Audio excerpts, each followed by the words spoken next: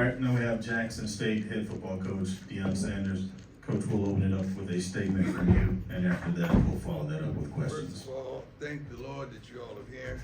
It's a blessing to be here once again. I find it a privilege to be here. Celebration Bowl is unbelievable. What they've created, and to be here for the second year straight is wonderful. I'm just getting a text. I get academics and who miss study hall and who it is every day.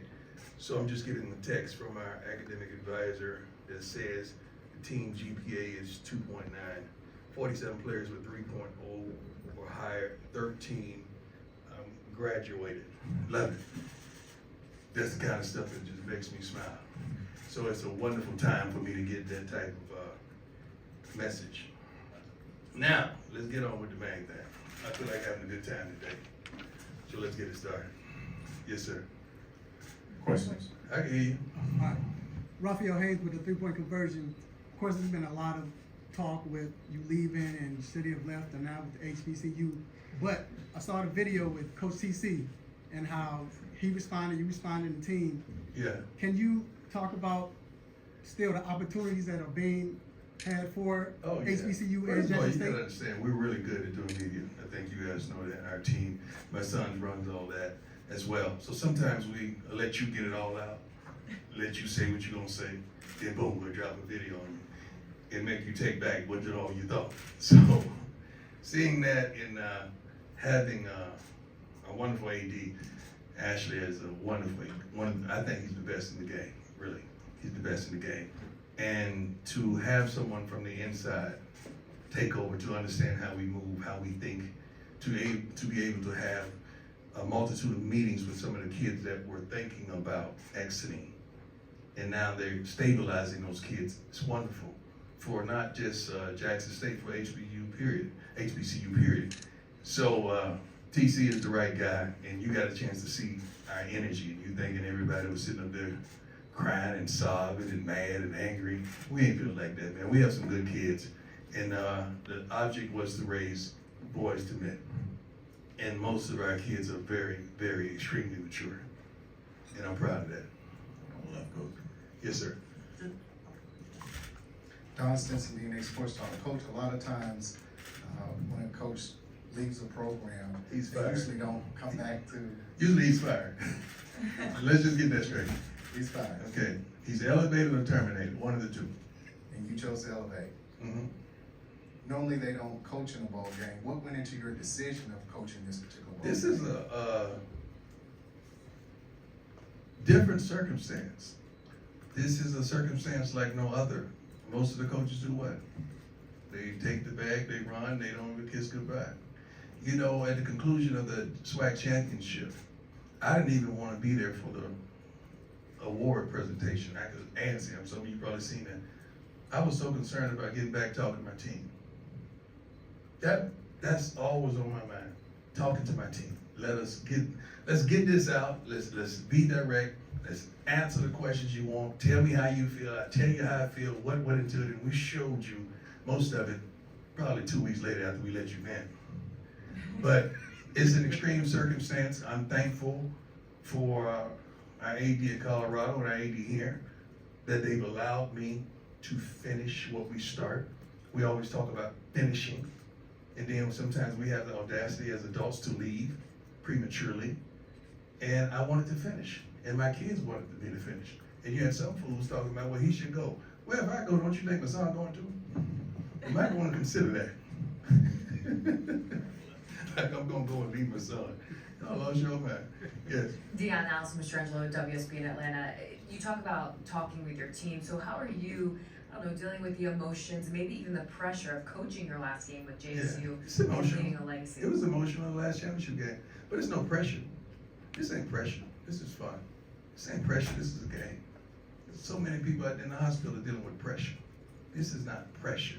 This is a game. Someone wins, someone loses.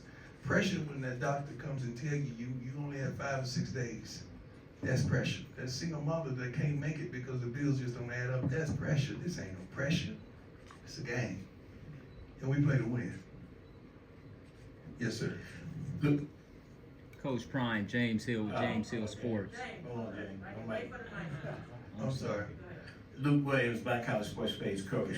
I watched the Coach Prime about what you went through with the hospital. It was, Y'all getting that? Yeah, it was on. Watched through. I ain't think nobody cared, because nobody asked me about that in a long time. Yeah, that was unbelievable. It's traumatic. Congratulations for coming through. Thank you. Yeah. So when I'm walking with that limp, it's really a limp. It ain't another thing. Yeah, if you see it, it's very real. It's real. Yeah. What I wanted to ask is, did I introduce myself? Luke Williams from the Black College Sports Page.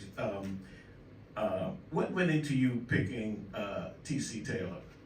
Because look, let me explain. You're a big personality. I would have thought that Ashley may have wanted to go find Michael Vick or somebody. It ain't but one prime. Let's get that straight.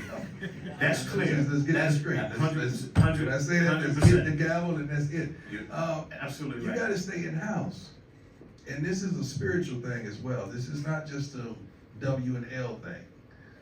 TC is not only a good man, he's a great person who knows the game, who understands the culture, who understands the kids, who I've sat down countless amount of hours and poured into, who's come to Texas and fished with me that I've been able to pour into, that I knew he was the right man for the job. And I'm thankful that they went with him, because oftentimes when a guy leaves and tell you who's the right man for the job, what do?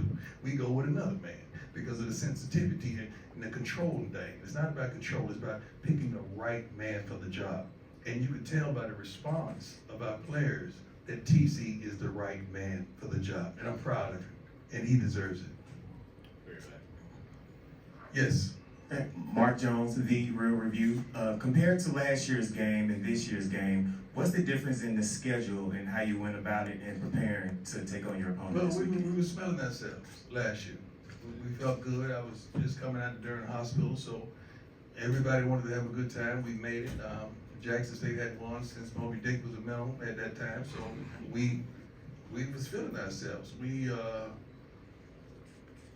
I'm not going to say we needed to be humbled, but we were feeling ourselves. And what happened was supposed to happen. Not once have we mentioned anything of that nature in any meetings this year. We don't result back and revert back to what transpired. We're forward thinkers. The mission was to dominate, we dominate. The mission was to win, and we won. But we have not completed the mission. We have one more step to go, and we're dead serious about that. So it's a whole different approach as regards to curfew, to focus, and to understanding we're only here in Atlanta for one thing, and it ain't to go to Magic City. Although I love my man Magic, okay? It's to win a football game. I don't know how many head coaches are referred to Magic City in the press conference. Got a real one here? Let's go. Deion, Brian Howell from the Boulder Daily Camera. When you had your press conference in Colorado, you mentioned coaching both teams. You obviously played football and baseball at the same time. You can multitask. How has this been different, trying to coach different teams as opposed to playing, where you're kind of worried about yourself at that point? I keep the main thing the main thing. You know, wherever my feet are, that's where I am. That's why you compel a wonderful staff.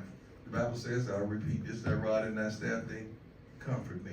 So I have a wonderful staff that's doing the necessary things to make sure we're dominant on signing day. I have a wonderful staff to make sure we're doing the necessary things and we're dominant tomorrow and today.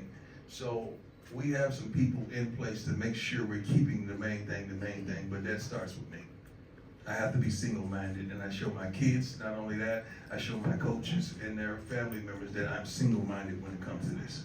I know it may not be comfortable to see a guy in Colorado apparel than to see him in Jackson State apparel, but it is what it is. This is something that we got to cross. And our kids are very keen and they're very smart. And if you know how much we pour into them before we even make it to the field, you would understand how we are. Yes, sir. Coach Prime, James Hill with James Hill Sports. Talk a little bit about how you feel about HBCU football having One thing at a time. Give me one thing at a time. We're getting old. Okay. being able to see it from the inside out. Love it. 100%. Oh, you know darn well it'll be a multitude of changes to enhance it, to enlighten it, to make it better than what it is. But I think it's a growing brand. I think we've enlarged the popularity and understanding what could possibly be. We're seeing James Houston from Jackson State go out there and make many plays from the Detroit Lions, and you're seeing other players from HBCU and SWAC and do some phenomenal things. So I've said since day one, all these kids need is an opportunity and exposure, and that does not change with my arrival and departure. Yes, sir. Bill Troche, Sporting News. I wanted to ask, what was the reaction when you brought up to Colorado that you did want to finish these 2 weeks? Because I think probably ideally Colorado wants you focused on Colorado. No, it wasn't a reaction. It wasn't even a conversation. I think they knew how I felt, and they knew my heart, and they knew you got to finish. You got to finish. You got to. I think they admire finishing what you started. That's very admirable. And Rick never even brought it up to me. We never even discussed it, because it was we knew what time it was in that regards, that we were going to finish what we started. I can't tell a child to finish what he started, and I'm not. Yes. Yes, ma'am. Kate Rogerson from ABC 11 in Raleigh. What impresses you about this Central team? What have you noticed from them on tape? Well coached, very consistent, very capable. Quarterback can do some phenomenal things. They don't give up a lot of points in the red zone. They're able to be stout. But in saying that, we see some things that we could take advantage of as well. But they're not here by mistake. They're 9-2, and they did a wonderful job in the MEAC. We just got to go out there and do what we do. And when we're doing what we're doing, I don't think anybody can deal with us. Yes. Joe Cook, 60 WAPT. Coach, I just wanted to know how you guys going about the preparation with you going to Colorado, TC being elevated. Excuse me. Have you guys, is it business as usual? Does TC get more say? How have you guys kind of navigated that? TC is elevated to be the head coach of next season. Should I drop the mic on that? I'm still here, but I'm still here. You know, I'm still here. That's not a discussion. Everybody know what time it is, man. You know what time it is. Come on. I'm not just hanging around, just biding time, just watching my sons. No. I still do what I do, and we do what we do really well. So I'm gonna try to guide the ship and right this ship and win this ship. Okay? Then after that, we're gonna pass that back to TC, and he gonna do the doggone thing and pick right up where we left off. That's how it goes down. Yes. Coach Kevin McClendon from the Sports Talk Radio. Quick question. Congratulations on all your success Thank you. and everything that you've done. One of the questions I have is quick moment of reflection. Your time at Jackson State University. What's been your fondest memory, your fondest time, and your most proudest memory at Jackson State? My most proudest memory, coming out of the hospital, being carried by some of these men that are in here today because I couldn't walk. Because my son, Shador, had told me, I need you. I think we were playing Southern last year. And it was cold, inclement weather was crazy. But I told my son I'd be there. And I made it. Weak, frail as ever, probably 30 pounds down, cold. And the game wasn't going our way, but I knew we were going to win. I never flinched. And he brought us back. And then Shiloh had the game clinching interception. And I look at the scoreboard and we had 21 points on it. That was God. It's just a God moment. That probably, in the pandemania, it was crazy. It was crazy the way our fans reacted, and we won there. Unfortunately, a couple of you guys got suspended for fighting whatever they were doing. But that was probably my most fondest memory. Never forget that. Coach Brian Vaughn Wilson from HBCU Game Day. Coach, just a few yards from here, you made your name and built the Georgia Dome. It's no longer there, but how fitting would it be just a few yards away for you win your first collegiate championship? It's going to be fitting. It's going to be fitting, and I'm thankful that God would choose this city for us to do so. Hats off to the Celebration Bowl, and you guys do a good job. HBCU Game Day does a wonderful job. Yes.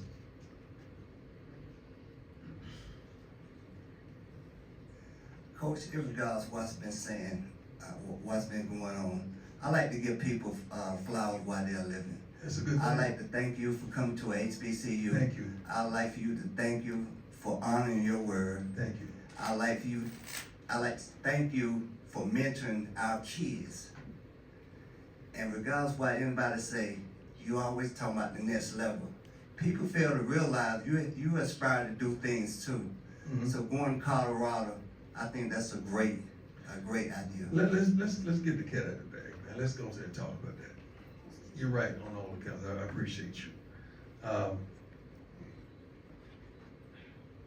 Never once did I say they're gonna put a tombstone with my name on it at Jackson State, so I wasn't gonna die here. Y'all know that. Everything I said I would do, I did. Everything I said I wanted to happen, I tried my darnest to make it happen. We've exceeded, I think, expectations in some realm. But when I don't fit into someone else's plan and purpose, now there's ridicule. But you forgot about my plan and God's purpose. That's where the dysfunction comes. I reached a point where I said to myself, we're gonna go out there and recruit another great class, and we were, and TC will, and we're gonna win again. So at what point do we keep dominating that you don't get mad at us for dominating? Because it's a level of dominance where you start to turn. And I felt that. We start to get tension from our own people because you're dominant. And you start saying, well, that's Brian. He can recruit that. We ain't got that. We don't have this. We heard it last night. You're 4 and 5 stars. Yeah, because we recruit them and they sign. But it comes a time that that's not what it's all about for me. I'm a winner. I've always won. I'm going to win. Y'all know that. You've done your homework. But it's bigger than that. It's about increasing enrollment. It's about the safety of students. It's about going to the next level, not just in football. I would love to go to another conference. Is the rest of the school ready? Is the baseball team ready? Is the basketball teams ready? Or just the football team? So you make it just about football, and it's not just about football to me. It's about our trainers and kids that the fire alarms may go off and not being turned off at 3:15 in the morning. It's about people that may not have the proper safety on a campus that they should. I'm not just talking about Jackson State, I'm talking about everywhere. So the things that I want to accomplish, I can't do it by just being the darn football coach and winning games. I can't do it. And I reached a point where I had a real conversation with the Lord. That's funny how you believe the Lord when he said to come here, but you don't believe me when I tell you the Lord may tell you to do otherwise. It's like my God is talking to you about me. I don't think he works like that. But it's so much more that I can't do because that's not my occupation. I'm a football coach and a darn good one. And name one thing in football that we haven't accomplished that I said we would. But it's bigger than that. And until we address these underlying issues that nobody wants to talk about, ain't nothing gonna change. Football, yes. But what else is gonna change? And I'm a change agent. That's what it's all about to me. Because I'm not just attached to the football players, the equipment persons, the trainers, the academic persons, everybody on campus. When we leave, you're gonna find out what all we did. Because they don't really talk about the positivity of it until we go. You'll find out what all we did for Jackson State and all we wanted to do for Jackson State. I just pray to God that in all that get some understanding on change and where change really starts. And it does not start in the football department. I thought it was good. That was a moment, wasn't it? Coach, Thank you, Sam, for clapping me up. My man. Hey, amen to that. Amen. That's You're looking good, sir. Yeah, thank you. You too. I just want to congratulate you for the terrific season, everything you've Thank done, and for the next chapter. Yes, sir. Just a question. What can you get out of participating in the Celebration Bowl that maybe you couldn't get out of participating, let's say, in the 1AA playoffs. I've had conversation with some ADs, and they're saying, well, maybe we should. Money for our school. How about that? Let's start off with that. Celebration Bowl, what they do in the purse here is much greater. Say we play in the playoffs, the FCS playoffs, okay? Most of those games are where? In They're not at one site. right. We got to fly there. Well, who paying for that? We don't have that in the budget. Like, I would love for us to host a home game. I would love that. But a lot of those things are not in the budget for us here at Jackson State. And as a football coach, I had many hats. And I think about those things. And how do those things not just affect that program, but affects the school. So that does not fit whatsoever. But in saying that, fam, you should have been invited. True. Yes, the playoffs. Tremendously. They should have been invited. That don't make sense. Several teams that were beneath what they accomplished. They were only lost by ranked teams. 2 ranked teams were their losses, the Power 5 and us. And you're still not invited. Some teams lost 4 and 5 games that were invited. That's not right whatsoever. And Coach Simmons is a stand-up guy, and I know he said it much more eloquently than I did, but that's the real. And I love the Celebration Bowl and what it stands for. I wish it could be dual teams, like 4 teams, like a playoff. Yes, enlarge this, because this is a beautiful thing for us as a people. So we're gonna go with our final 2 questions from the Washington Post and then Wilton Jackson. Thank you, Liz Clark, Washington How you doing, Post. sweetheart? I'm good.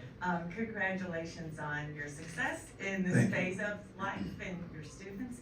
I have kind of a business corollary to the difference you've made at Jackson State.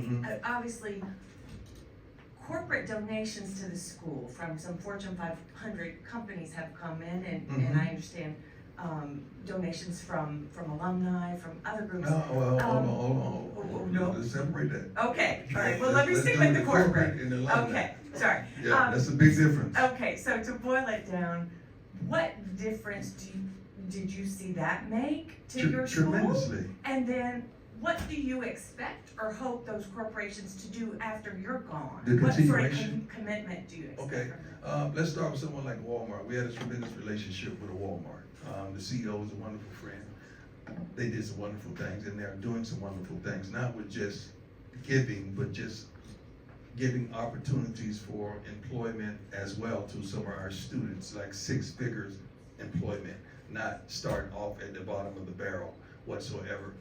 A football field that was donated, in a turf football field that we couldn't function. We were going 20 minutes away to practice it during high school. We were at college. But it had not been for Walmart, that would have never transpired. Procter & Gamble did a wonderful job. I partnered with Under Armour. They did a wonderful job. Who else there? Aflac did a wonderful job. Anybody I get in bed with gotta also sleep with Jackson State. So do you understand? I'm sorry about my analogies, but I just keep it so you understand how I get down. But everybody that we partnered with also partnered with Jackson State. I don't know if that process will remain, but I pray that it does. Now, another thing that we had a speaker series inherited by who? From SMAC Entertainment Representational Company, which brought CEOs from around the country to give kids opportunities for employment as well as to enlighten them on how today's world is ran for the sake of jobs and careers or whatever. I hope that continues by some type of way, but we didn't get the participation from the school that we would have wanted to, because you got kids going to college to get employment of some stature, but you got guys right on campus that are able to give you that, and the participation was dismal because the communication was absurd. Okay, so I'm hoping some of those things they came with me and they would leave with me, of course, but I'm hoping that we left the blueprint to how to go to acquire those things. But those things are only going to come with success. No one wants to put a dime on someone's not winning. I think you all know that. So winning breeds success and not just companionship, but relationship. That's the word I'm looking for. Success breeds relationship. And I hope those relationships continue. I know some of the companies, Under Armour and so forth, they will, because the whole school is outfitted with UA. And Kevin Plank just came and did a whole presentation, at our school a couple weeks ago, and that was phenomenal, and we hope that continues. Yes, my man. How you doing? Good, sir. This is a question more from a father and a coach's perspective. Okay. In the interview with Rob J, you said that that conversation that you had with Shador was kind of hard to have when you guys walked down the sideline every game. Yes. How do you think that conversation will go for this game? Like it went in high school. The last one that we had in high school, we knew we didn't even know we would be together, first of all, once again. So that was tough because I thought that was it. And I didn't know at the time. So it's gonna be tough because our love and our commitment to JSU and the time that we were afforded here. It's gonna be tough. It was tough last week because I knew that was the last time we were gonna play at home. And that was tough. It was emotional. Matter of fact, I darn near forgot. And he said, Dad, come on, man. Come on, let's go. He had to remind me of the walk. Never had he had to do that, but that's how my mind was last week. I was all over the place emotionally because it was very emotional. This week, it'd probably be a little better because we know we still gonna be together, as well as Shiloh, and as well as some of the other players that are gonna journey with us. So it's gonna be good, but it'd be great if we come out of there with victory. That's what it's all about. Winning is the only thing we do this for, and changing lives, and trying to provoke change. Did I get everything, guys? Yeah, Coach, thank you. Okay, let me get this one last gentleman. I'm sorry. Right there in the back. We shot Travis Sanders since he was a freshman at Collins Hill, so it's a homecoming for him. After when you were working with him, what is your evaluation of Travis? Travis is a phenomenal player, phenomenal athlete, phenomenal young man. I believe he's probably 3.5 GPA or higher. He's done a wonderful job, maybe higher. Done a wonderful job. He got healthy, snicked up during the season, but he's understanding you got to be on point every game, every play, because the opposing team wants you. They want to catch balls on him, they want to knock him out. He has to be on point, but he's very mature, very ready for the moment, and I look for him to have a phenomenal game. Phenomenal game. I want to thank you all. I appreciate you. I'm sorry, my brother. Come on now. Don't do me like that. I ain't the one calling the shot. Hey, I appreciate you. I love you. I have the utmost respect. I think we did everything we said we could do, and then some. And you're probably gonna find out about the then some when we're long gone. But I appreciate you all for filling this room, for doing your part with uplifting and highlighting HBCU football to the fullest. You've done a phenomenal job. We couldn't have accomplished the things we've accomplished without each and every one of you. We have all ethnicities, which I love. This is not a white thing, it's not a black thing, it's not a Hispanic or Asian thing. This is a football thing and a kids thing. As long as we keep the kids the main thing, we prosper. I've always kept the kids the main thing. God bless you all.